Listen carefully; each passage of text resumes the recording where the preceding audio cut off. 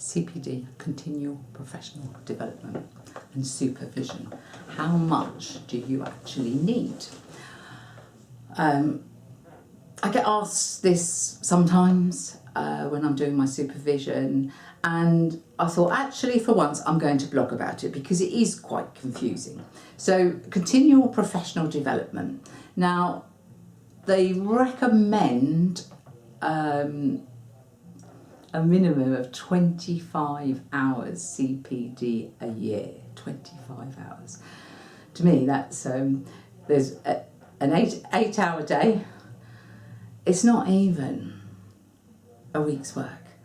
Over 365 days. So CPD, now that doesn't mean that you have to, because sometimes I think, do I do enough CPD? Yeah. And because I'm a member of the GHR, the National Hypnotherapy Society, the CNHC, and I must admit it's been quite a few years since I've been to a training course, partly because of what's occurred, and we haven't really been allowed to do things for the last couple of years, and also I have a formula that I use and it works.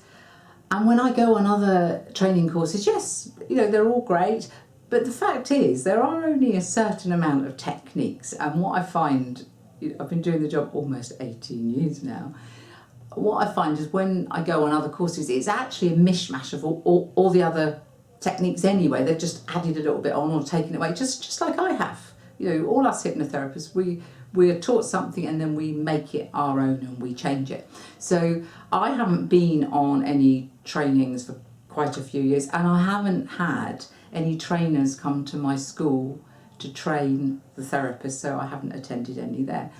Well, CPD comes in many forms, and I have listed them on my blog. So when you read books, the time you spend reading, particularly hypnotherapy books, I'm not talking about storybooks, so when you're reading a hypnotherapy book, that is classed as continual professional development, and you need to register it. How long does it take you to write a book?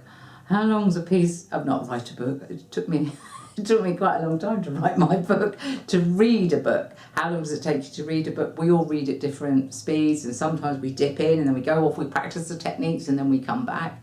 So log the hours that you spend reading about hypnotherapy. Now, the other way we do CPD is from the TV. Now, January, I watch a lot of the weight loss programs because as hypnotherapists, we work a lot with weight loss. So I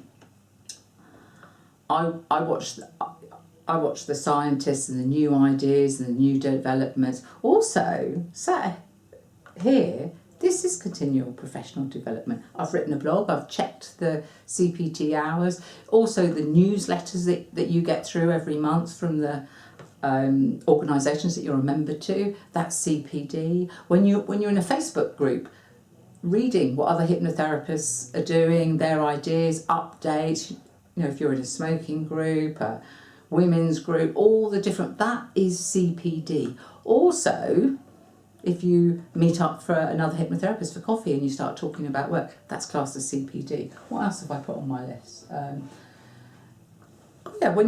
When a client contacts you and says, can you help with, and you have a little look on the internet, research about, that's classed as CPD as well.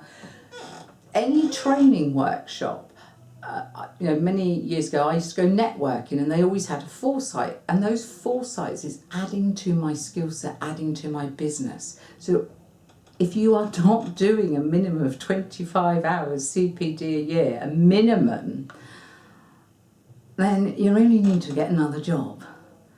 So CPD, 25 hours a year, is really not enough. Now, the other big thing is supervision. I see so many hypnotherapists banging on about, you need a supervisor. So many hypnotherapists don't have supervisors.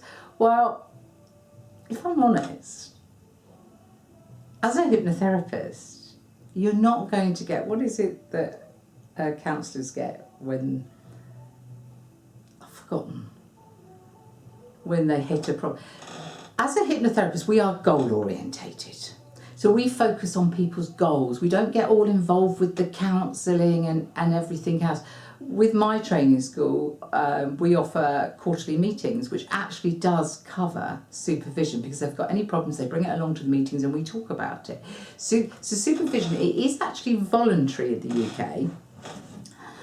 Although when you first start, you are advised to have, I think, actually I did write it on here, you are advised to have here we go. Newly qualified hypnotherapists are expected to engage in this beneficial process for a minimum of 2 hours in any 3 months for the first 2 years of practice. So I'll say that again. Are encouraged to have a minimum of 2 hours in every 3 months for the first 2 years of practice. I offer supervision ad hoc. I don't tie people into contracts. I don't say, because sometimes you'll go periods when you're not seeing anybody, and if you're paying a supervisor X amounts of pounds, that comes off your business and you need to make that money back. And I'm all about you should be able to make money. So supervision is voluntary. If you've been trained properly and you have a trainer you can contact, if you do get stuck, then you can contact your trainer. So although supervision is encouraged, it is not an absolute requirement. So if you enjoyed this little video, please would you mind subscribing to our channel? Thank you.